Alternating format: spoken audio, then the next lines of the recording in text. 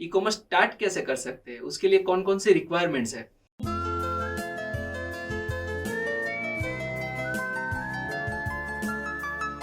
नवीनतम अपडेट के लिए हमारे चैनल को सब्सक्राइब करें और बेल आइकन को दबाएं। हेलो दोस्तों, कैसे हो आप सब। आई होप आप बढ़िया ही होगे। दोस्तों, आप इस सीरीज़ को एंजॉय कर रहे हो, काफ़ी कुछ लर्न कर रहे हो और आई थिंक आपका जो अभी माइंडसेट है जो ई कॉमर्स को लेकर काफ़ी ओपन हो गया होगा दोस्तों। तो दोस्तों, आज हम जो बात करने वाले हैं वो काफ़ी इम्पोर्टेंट चीज़ है।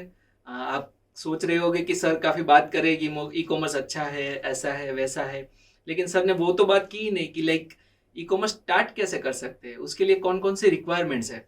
तो आज हम बात करेंगे, वो काफ़ी इंपॉर्टेंट चीज़ है, वो है कि ई कॉमर्स को हम स्टार्ट करें तो कैसे करें, उसके लिए रिक्वायरमेंट्स क्या क्या है। तो दोस्तों, अगर मैं मार्केट प्लेस और ई कॉमर्स दोनों को अलग अलग रखता हूँ। ई कॉमर्स मार्केट प्लेस यानी कि Amazon, Flipkart, Snapdeal, Meesho, 1mg, Walmart, eBay, like ऐसे बहुत सारे ई कॉमर्स मार्केट प्लेस है। और दूसरा है खुद की वेबसाइट। अब खुद की वेबसाइट कैसे हो सकती है, वो शॉपिफाई पे हो सकती है, वर्डप्रेस में हो सकती है, वो कॉमर्स में हो सकती है, या मजेंटो पे हो सकती है, या उसके अलावा आपकी कस्टमाइज पूरी जो वेबसाइट है वो हो सकती है दोस्तों। तो पहले हम बात कर रहे हैं ई कॉमर्स मार्केट प्लेस की। अगर हम ई कॉमर्स मार्केट प्लेस की बात करें तो ये स्टार्ट करने के लिए जो सबसे पहली रिक्वायरमेंट है, और वो ज़्यादातर जब छोटे बिजनेस होते हैं या फिर इंडिविजुअल बिजनेसमैन होते हैं उनके पास वो नहीं होती है। और कई बार पूछते हैं कि लाइक गवर्नमेंट का रूल ये है और हम क्यों यहाँ पे ये चीज़ मांग रहे हैं। वो कौन सी चीज़ है, वो जीएसटी नंबर।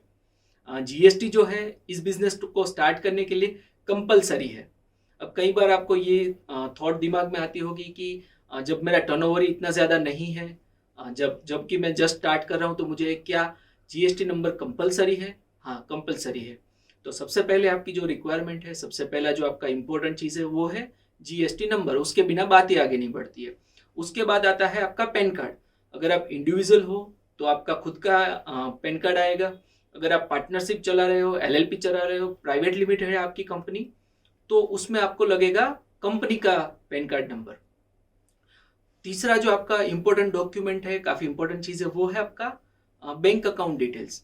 तो कौन सी तीन चीज़ें हो गई, हम एक बार फिर से रिपीट कर लेते हैं। जीएसटी नंबर, आपका पैन कार्ड, और तीसरा है आपका लाइक आपका account number, bank account number, right.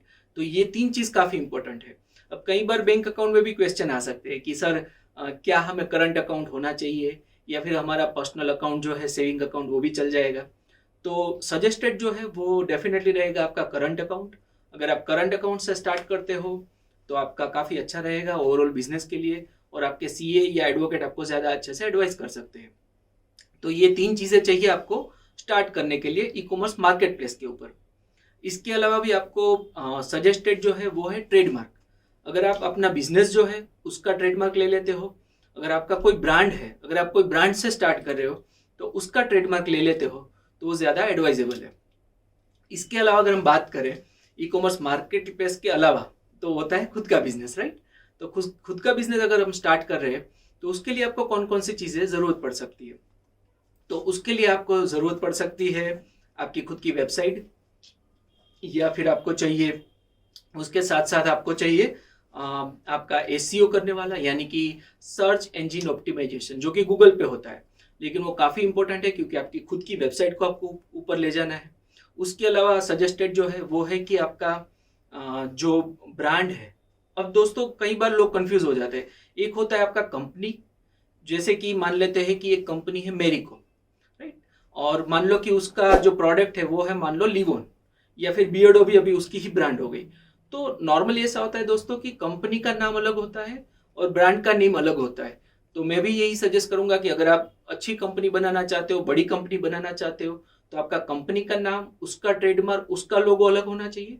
और आपकी जो भी ब्रांड है, जो भी कैटेगरी में है, चाहे वो क्लोथिंग में हो सकती है, बैग में हो सकती है, ब्यूटी में हो सकती है, हेल्थ सप्लीमेंट्स में हो सकती है, चाहे आईवेयर में हो सकती है, चाहे हेयर एसेसरीज में हो सकती है, कोई भी कैटेगरी हो सकती है, उसमें आपका जो भी ब्रांड है उसको आप रजिस्टर करवाओ। उसके अलावा मैं जो सजेस्ट करूंगा वो है क्लास 35, क्योंकि क्लास 35 जो है वो आपकी वेबसाइट के लिए, आपके मार्केटिंग के लिए काफ़ी इंपॉर्टेंट ट्रेडमार्क हो सकता है दोस्तों। तो ये आपको करवा लेना चाहिए। जैसे कि मैंने एक बार गलती की थी, मेरा एक प्रोडक्ट है, उसका जो टर्नओवर है नियरली 50 लाख हो गया था, और मैंने उसका ट्रेडमार्क नहीं लिया था।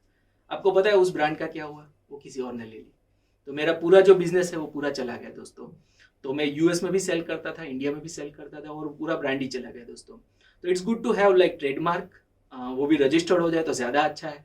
रजिस्टर्ड होने में नॉर्मली 8 मंथ से लेकर 2 साल या 3 साल भी लग सकता है, और ज़्यादा ऑब्जेक्शन आ गया तो नहीं भी हो सकता है, लेकिन ये एडवाइजेबल है कि आप एटलीस्ट ट्रेडमार्क एप्लीकेशन डाल दो।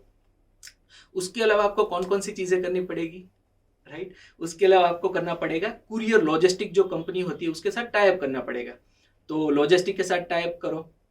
उसके अलावा आपको कीवर्ड एडवर्टाइजमेंट करवाना पड़ेगा, चाहे गूगल पे हो, फेसबुक पे हो, इंस्टाग्राम पे हो, राइट? उसके अलावा आपको क्या चीज़ें करनी पड़ेगी? उसके अलावा आपको ईमेल कैंपेन्स बनाने पड़ेंगे, ईमेल का पूरा आपको स्ट्रक्चर रेडी करना पड़ेगा। उसके अलावा आपका जो पेमेंट गेटवेज होते हैं, जैसे पेमेंट गेटवे यानी कि रिजर्व पे जो है वो एक पेमेंट गेटवे है, पेपल है, तो ऐसे बहुत सारे होते हैं जो पेमेंट गेटवेज होते हैं। उसके साथ आपको टाई अप करना पड़ता है, लॉजिस्टिक के साथ आपको टाई अप करना पड़ता है, आपको एडवर्टाइजमेंट करनी पड़ती है, एसईओ करना पड़ता है, पैकिंग मटेरियल लाना पड़ता है, पैकिंग करना पड़ता है। तो बहुत सारी चीज़ें आपको करनी पड़ेगी अगर आपकी खुद की वेबसाइट आप डेवलप कर रहे हो और उसको प्रमोट कर रहे हो। अब आप खुद की वेबसाइट तो बना रहे हो, अभी उसमें आपको सोचना पड़ेगा क्या सिर्फ हम हमारी ही प्रोडक्ट बेचेंगे या दूसरों की भी प्रोडक्ट बेचना चाहते हैं। अब मान लो कि आप दूसरों की भी प्रोडक्ट बेचना चाहते हो, तो उसके साथ आपको कॉन्ट्रैक्ट करने पड़ेंगे, उसके साथ आपको प्राइस में नेगोशिएट करना पड़ेगा, आपको प्राइसिंग पूरा स्ट्रक्चर आपको रेडी रखना पड़ेगा कि या क्या आप रेफरल फी लोगे, क्या आप लॉजिस्टिक फी लोगे, क्या आप अपफ्रंट लाइक एक क्लियर आपका जो प्राइसिंग है वो रखोगे, इनवॉइसिंग कैसे करोगे। तो वो सारी चीज़ें आपको ध्यान में रखनी पड़ेगी। और बहुत सारी ऐसी ब्रांड है जिनको ऑनलाइन प्लेटफॉर्म पे कुछ नहीं आता है, तो उनको आप हेल्प कर सकते हो, लोकल ब्रांड्स को आप हेल्प कर सकते हो, उनकी प्रोडक्ट्स आप अपनी वेबसाइट पे रख सकते हो। चाहे आप निश में भी जा सकते हो, यानी कि सिर्फ ब्यूटी का, सिर्फ हेल्थ का, सिर्फ बैग्स का, सिर्फ क्लोथिंग का, या फिर सिर्फ हेयर एसेसरीज का, या सिर्फ आईवेयर का, ऐसे कोई भी आप, या सिर्फ इलेक्ट्रॉनिक्स का। तो कोई भी एक निश में भी जा सकते हो, या जनरल वेबसाइट भी बना सकते हो जिसके अंदर आपको हर कैटेगरी के हर बंदे को आपको सेल करने देना है।